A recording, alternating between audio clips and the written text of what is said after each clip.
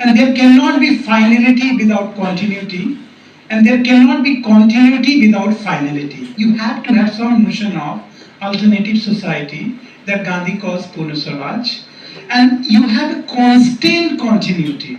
So continuum, Purna Swaraj is both continuum and Purna Swaraj is both finality. So these are the broader framework in which I think that Gandhi was trying to work.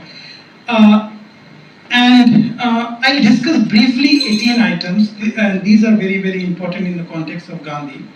Communal unity is the first item in constructive program, and I think Gandhi was using communal unity for shared meaning and shared living. Communal unity must become a common discourse, and Gandhi was offering the kind of merged representation. So liberal democratic theory provides the idea of representation. Gandhi offers the idea of merged representation. Why communal unity should be part of common discourse? We have been lots of debate on secularism, which is a very, very important discourse in India. Unfortunately, the idea of secularism and practice of secularism was confined to the state. And here, Gandhi would offer rescue to the theory of secularism while saying that if you take communal unity as a discourse to the people, that will be equally important as is making a state as a secular state. Both are important, but you can't have secular state if you don't have discourse of communal unity in common masses. Second item in constructive program is removal of untouchability, which is a very important. And Gandhi's two important interlocutors during his time were Ambedkar and Nehru. And we don't know much about Nehru, but Nehru had also significant debate on caste and other things with Gandhi. But Ambedkar remains very, very important. Why Gandhi was crucial on untouchability debate is this, that of course, the kind of radicalism you explore in Gandhi, as par with Ambedkar, you may be disappointed on this front, but on one account, he seems to be doing very, very fine. And that is, he says that there cannot be removal of untouchability if you can't change oppressors. So, changing oppressors is equally important in the context of Gandhi. And Gandhi was also doing, since mythologies, religious mythologies enforce untouchability, and lots of mythological killings are there to justify untouchability. Gandhi was also offering kind of religious mythological language to counter untouchability, and his language that untouchability is a curse and sin must be understood in terms of his rereading of religion or changing the language of religion against untouchability. I go to the next point, that is prohibition in the constructive program. Prohibition is generally considered as a banning liquor consumptions on drugs and many other things. But there is an interesting book on this by Mark Lawrence, Smashing the Liquor Machine and Global History of Prohibition. Why Gandhi's idea of prohibition becomes very important, that he was against the liquor consumptions. But his liquor against his being against liquor consumption, he was more philosophical and more related to political economy than the interpretation of the modern nation state. And if you know the Opium War in China, which was important, and how China was looted through Opium War, in India there was a military narco dominance, and the revenue, one of the important source of revenue to the British Empire was liquor. And here Gandhi was very, very important to popularize the slogan, if I paraphrase it, to make India free, make India dry. When you make India dry during freedom struggle, you are actually stopping the important revenue resource to the British Empire. Khadi is next item which is important in constructive program, and Khadi should be used as a metaphor for the decentralization and economic interdependence and innovation of technology for the common resources and at the grassroots level. Gandhi was also proposing in fifth item, that is called other village industry. and he was influenced by one of the important person of his time. When I'm reading this, just take a pause and realize that Gandhi was actually on each item. He was in touch with best authors and scientists of his time. He was not saying anything which he was feeling. These are not contemplative writing. His constructive program is not his content. He's a very theoretical and also kind of scientific treatise on various issues. So on village industry, he was taking clue from Henry Sumner Mine village communities in East and West. And sixth item is village sanitation. And father of village sanitation, or one of the pioneers of village sanitation, was George Vivian Pure. And Pure was known for popularizing sanitation. And he wrote colonial and camp sanitation, which influenced a lot. And Gandhi was influenced by Vivian Pure on sanitation. So his idea of sanitation was both public health and hygiene, and also his idea of making people independent to each other. Gandhi also offers new basic education, and as you know that why new basic education was important for Gandhi. Gandhi was offering his idea of education through a concept called Nai Talim. And Nai Talim was a very important. And you know that Wardha conference, Zakir Hussain committee, they played very important role to formulation of Nai Talim. What was Nai Talim in Gandhi? Gandhi says that there should be combination of intellectual and labor. You cannot develop intellectual part of yours at the cost of labor. And this is important for Gandhi, that you should not develop disdain for working class, because since childhood, if you are combining your labor with the intellectual, then you will have holistic understanding about everything. So Nai Talim was all about that. He was also propagating something called adult education, 8th item. And adult education, you have lots of adult education department in many universities. But Gandhi's idea of adult education was very different.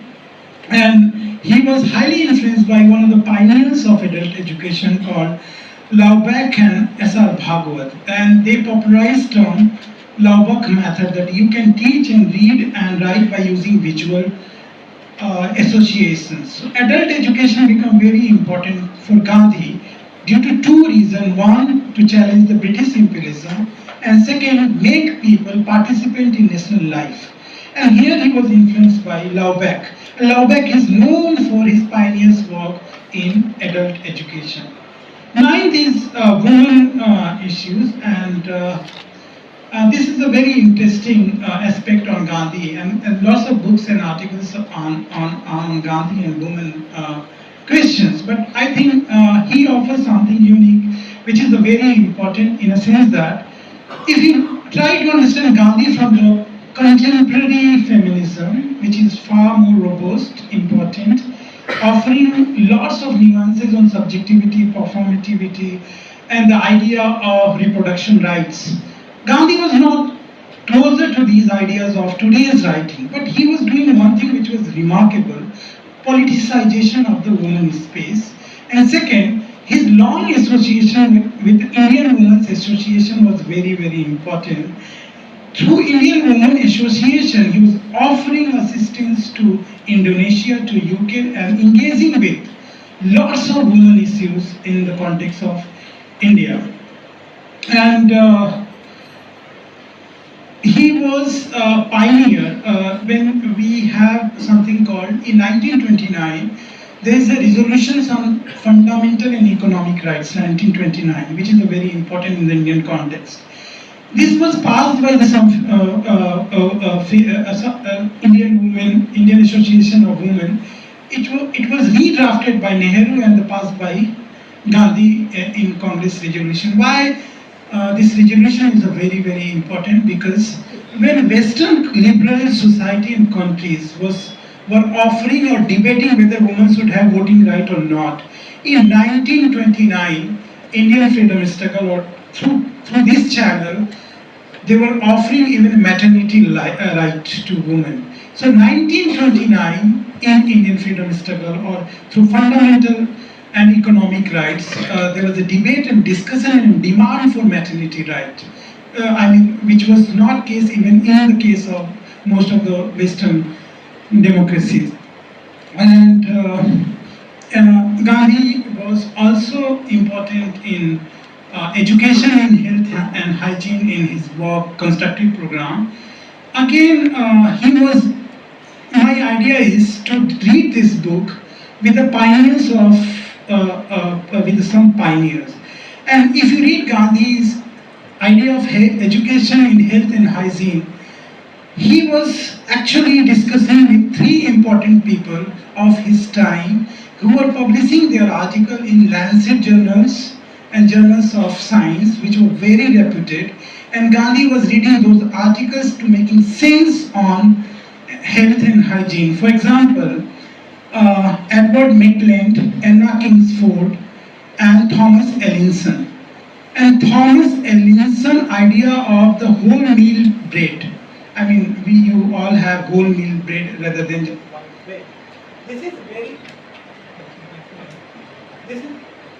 Gandhi was influenced by Ellinson on idea of bread, even whole meal bread. If you go to Europe, Ellinson bread is the most uncanny relationship with Gandhi. And Louis Q&A. Louis Q&A was very important, very important person in Gandhian discourse. If you look at the nature of medicines available to you, Pune was against three types of medicines. One was, and Gandhi was influenced by Pune on health and hygiene. And what was three types of medicine of Pune? One was, he rejected allopathy. Pune rejected allopathy.